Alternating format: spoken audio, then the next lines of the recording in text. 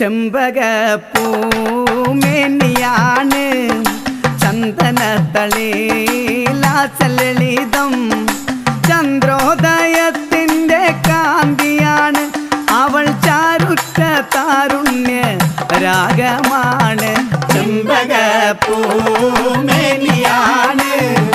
ചന്ദനത്തളിലാസലളിതം